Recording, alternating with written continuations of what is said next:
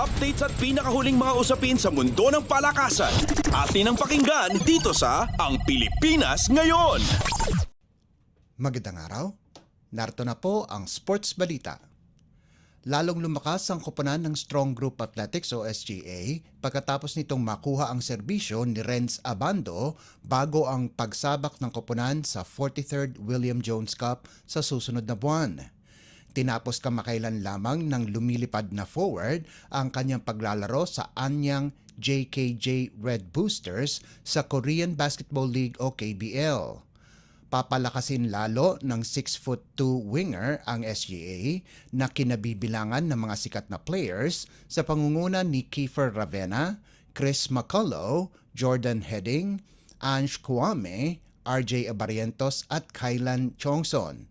Subalit wala nang iba ang mas excited pa na makasama si Abando sa SGA kundi ang head coach mismo na si Charles Chu na inaasahang gagabayan niya ang talentadong wingman pagkatapos na maging kalaban niya noon sa NCAA.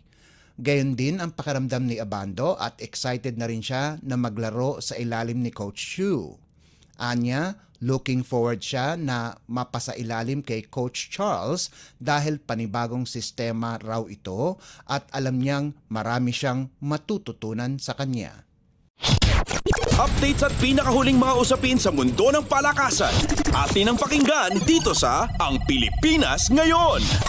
Babanderahan ni na Kevin Kiambao ng De La Salle University at Kent Pastrana ng University of Santo Tomas ang dalawang mythical team na pararangalan sa Collegiate Press Corps o CPC Awards Night sa Hunyo 17. Pinangunahan ng 5'7" na si Pastrana ang Golden Tigresses sa kanilang unang titulo pagkalipas ng 17 taon para maging miyembro ng kauna-unahang women's basketball mythical team sa taunang collegiate rights na sinusuportahan ng Philippine Sports Commission. Pinatunayan ni Pastrana na malaki siyang puwersa sa opensa kung saan pinangunahan ng gwardya ng Growling Tigresses para tapusin ang paghahari ng NU Lady Bulldogs sa loob ng 7 taon. Pinangalanan ding UAAP Season 86 Player of the Year si Pastrana at kasama din sa UAAP Season 86 Mythical 5.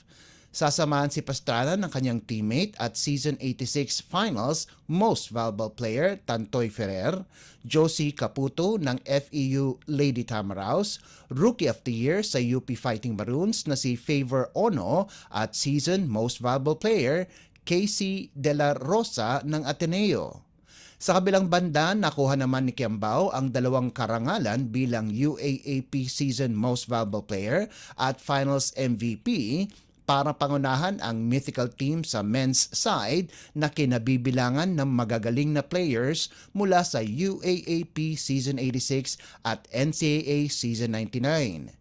Pinunahan ng 6'7" forward na si Kiambao ang Green Archers laban sa UP Fighting Maroons para kunin ang kanilang unang titulo simula pa noong 2016.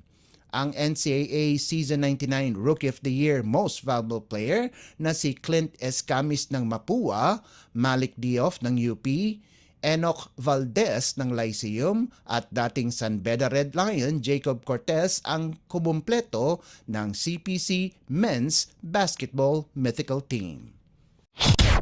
Updates at pinakahuling mga usapin sa mundo ng palakasan. Atin ang pakinggan dito sa Ang Pilipinas Ngayon.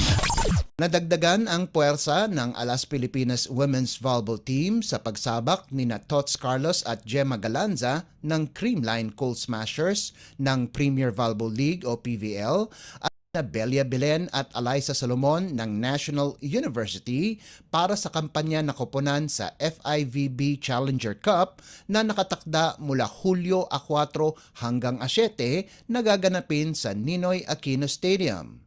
Inanunsyo ito ni National Team Coach Jorge Sauza de Brito na kamakailan lamang ay binigyan ng extension para manduhan ang Alas hanggang sa Disyembre. Malaking tulong ang 4 na players sa opensa at sa kumpiyansa ng Alas Bells na kakagaling lamang sa makasaysayang bronze medal finish sa AVC Challenge Cup na ginanap sa Rizal Memorial Coliseum ilang linggo pa lamang ang nakalilipas. Kasama talaga sina Carlos at Galanza sa koponan, subalit humingi sila ng paumanhin na hindi sila makakalaro sa AVC Challenge Cup dahil mayroon silang nakaplanong bakasyon sa Espanya. Updates at pinakahuling mga usapin sa mundo ng palakasan. Atin ang pakinggan dito sa Ang Pilipinas Ngayon.